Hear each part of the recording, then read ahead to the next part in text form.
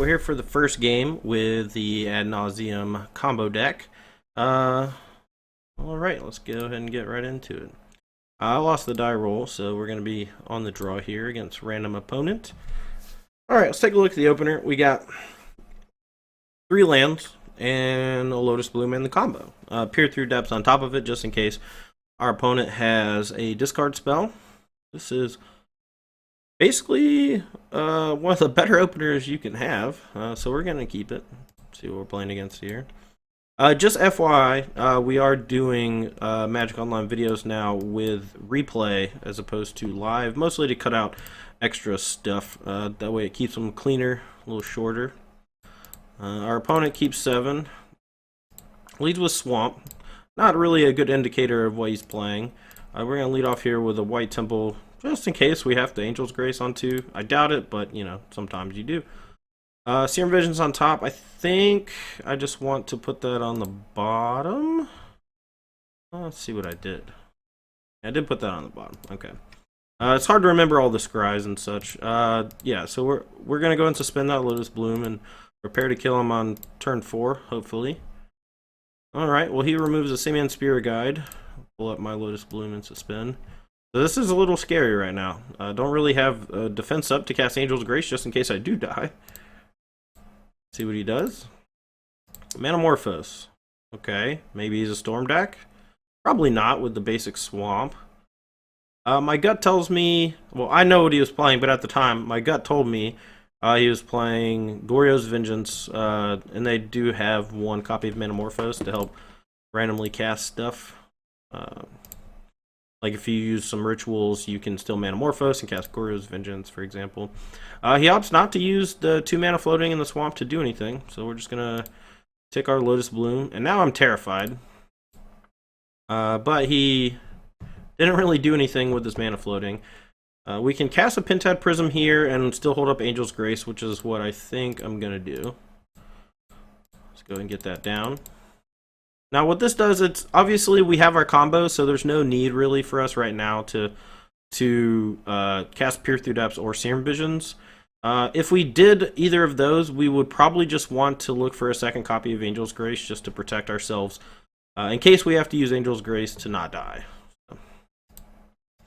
Alright, we plays a Temple of Malice. Since he didn't do anything last turn with the mana, I assume he wasn't going to do anything this turn. Oh, surprise cat. Alright, so he just passes after scrying. Alright, 1 counter on Lotus Bloom.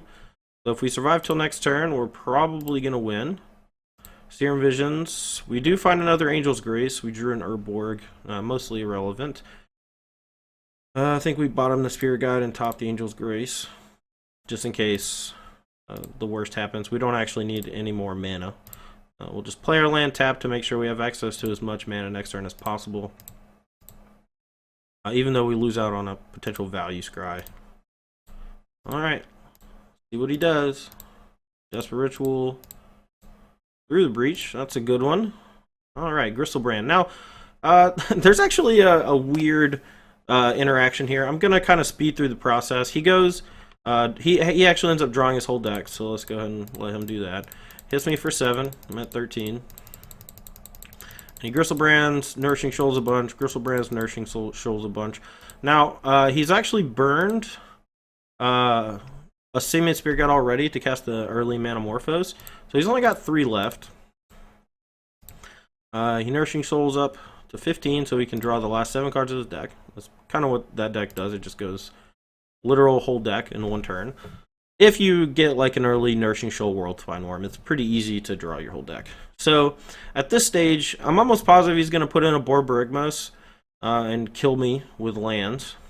He has 3 Simian Spirit Guides, but he has burned a Desperate Ritual and a Manamorphose. So it might, you know, if he only plays 1 copy of Desperate Ritual, there's a chance he doesn't have it. But most play 2 copies of Desperate Ritual. We actually had a pretty funny back and forth where he's just like, oh crap, I think I messed up, because his hand's so big it actually takes a while to look all the way through the hand.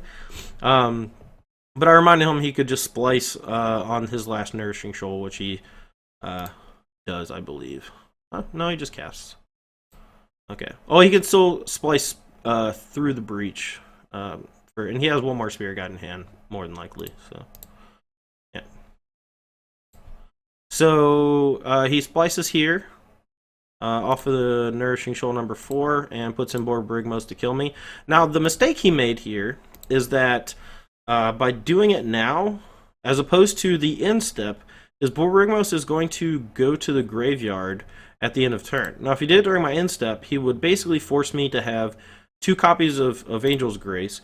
And what we would have to do in order to have 2 copies of Angel's Grace is to burn the Pentad Prism to cast a Peer Through Depths to hit the Angel's Grace. Well, what we would do basically was we cast Angel's Grace.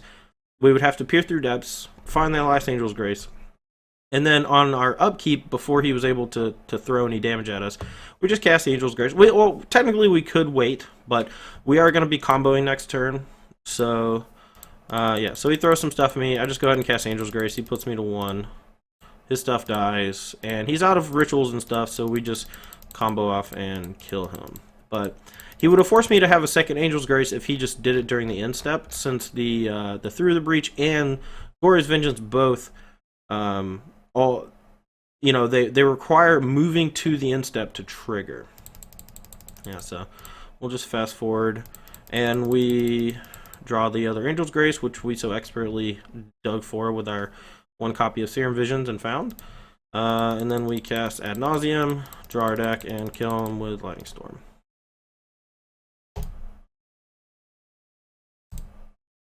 Okay. Alright, well, that was game 1.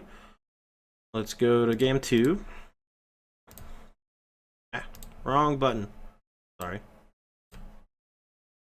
Alright, so game 2. We are on the draw. We can look at our sideboard here, and I'll show you how I sideboarded. So our sideboard, we have our 4 ley lines. I boarded out 1 Phyrexian Unlife and the Slaughter Pact for the 4th copy of Pact of Negation and the 1 Laboratory Maniac. And the reason why I brought in the Laboratory Maniac was because there's a chance with the Nourishing Shoals that I just can't kill him if some weird stuff happens. You know, if he's able to like reshuffle his deck, he can actually, you know, gain a bunch of extra life off of the World Spine Worms. You know, it's 11 per, I believe. And I know he's using it to draw his whole deck for the most part, but if he plays it in a weird way, we might not be able to kill him. And we don't really need the Slaughter Pact. So we don't actually have a whole lot to board in this matchup. I would like some sort of anti-graveyard card, because I feel like a deck like this is one of our pretty bad matchups. So, alright, so let's go to game 2. We're going to be on the draw.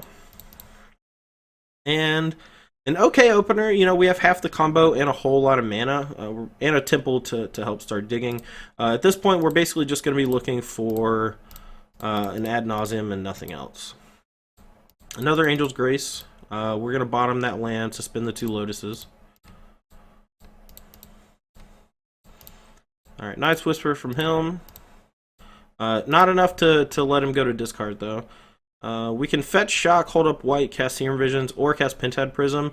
But since we have 2 Lotus Blooms on suspend, I think I'm just gonna fetch, hold up the Angel's Grace if I don't draw another cantrip effect. Yeah, so just scryed some lands to the bottom there. Sorry about that. Kind of going a little faster than I like. Well, the problem is if I hit the play button, sometimes it goes a lot faster than I like. I can't really talk about stuff like right now. So he doesn't play anything on his 3rd turn, but he did drop 8 cards, and he used discard step to discard the Gristlebrand. Now I'm actually kind of afraid I can die at instant speed. If he goes at any point, just cast a Goryo's Vengeance. Like, he actually could have done it during my upkeep, like right now. But it's more advantageous for him to either wait for me to try to kill him, or to do it during my end step, so he actually gets an attack with his Gristlebrand to gain 7 life to draw 7 extra cards. So we don't hit anything. Our plan is to kind of do the same thing we did last game.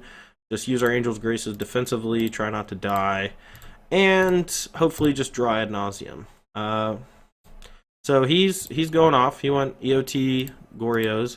He's going to draw most of his deck with his Nourishing Shoals and such. And he's going to Nourishing Shoal, splicing the Desperate Ritual, which is going to give him 3 extra mana. Taps this, exiles the Spirit Guide, and casts it Through the Breach. Now, we do have the Angel's Grace to protect us, to make sure we don't die, and we're going to have access to 6 mana next turn. If we're able to draw the Ad Nauseam, we can actually just kill him off the Lotus Blooms, because he puts an Emrakul. And that's why we have the 1 turn. So I'm going to go ahead and cast the Angel's Grace so we don't die. I have to sack my 3 lands. And he discards a bunch of cards. Alright, so Lotus Blooms come in. We cross our fingers, hope that we draw Ad Nauseam. We don't. We draw a Temple and scry a land to the bottom because we have enough mana. And just hope we don't die. Okay. Shattering Spree forces my hand. So this is actually a really weird spot. If he has land plus Goryo's Vengeance, I die. So I can cast the Angel's Grace or I can hold it.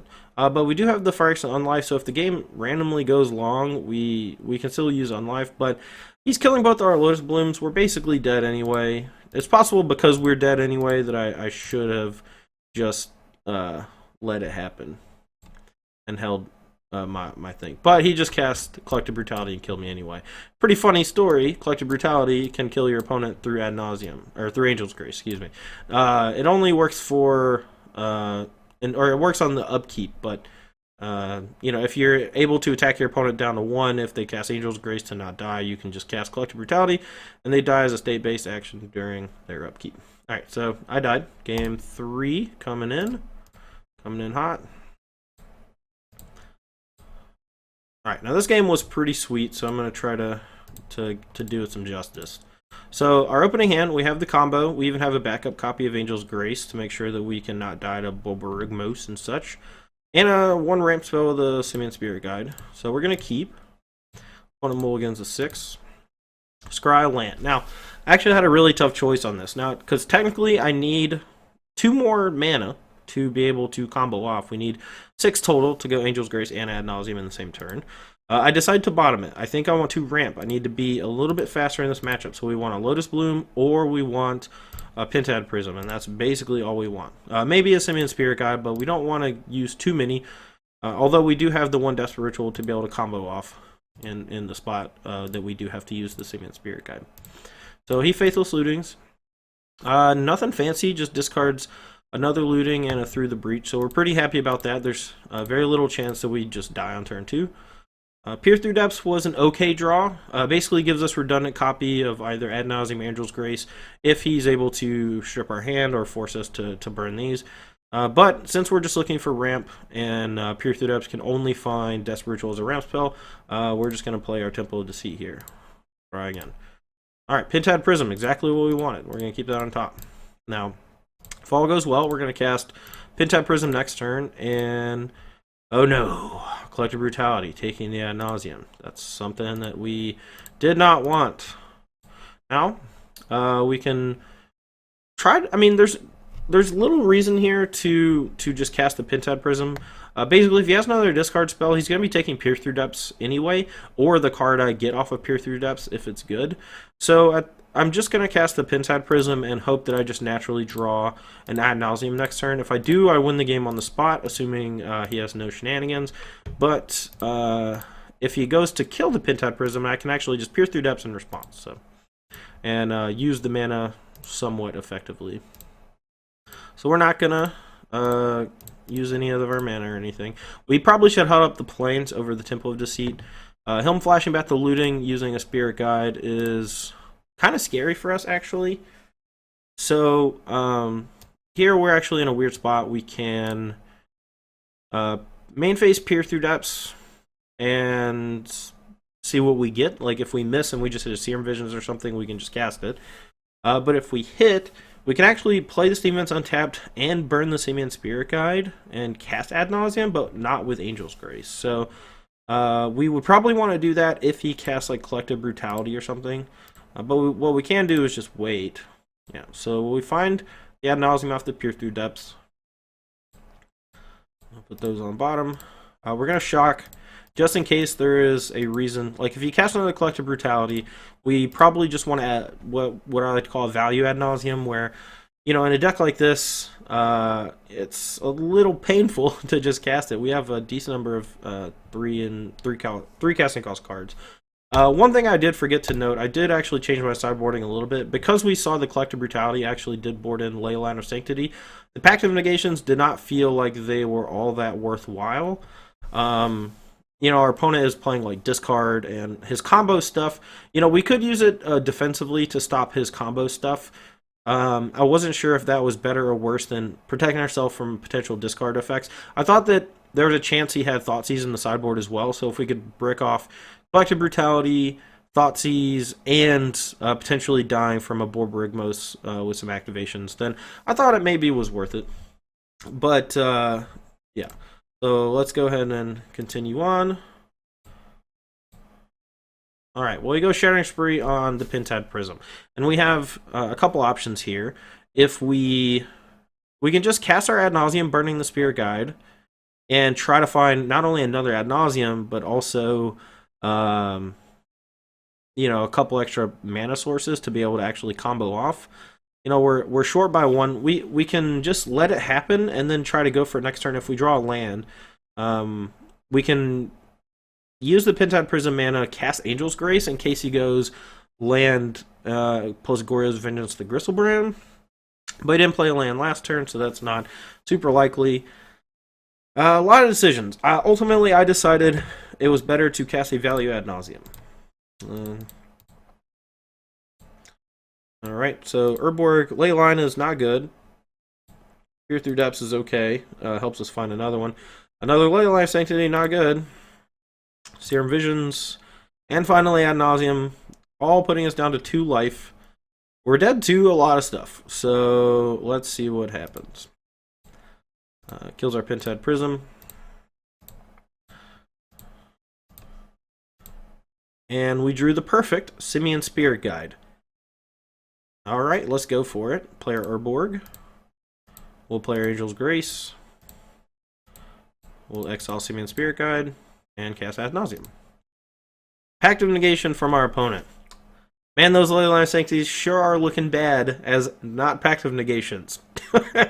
So, yeah, we end up losing basically on the spot here. Our opponent still has to pay for Pact of Negation, kind of. But I'm assuming that I'm just going to die. And, yeah, he goes Goryo's to Gristlebrand, draws his whole deck, and kills me with Borborygmos with the Pact of Negation trigger on the stack. And I'll just show you for posterity's sake.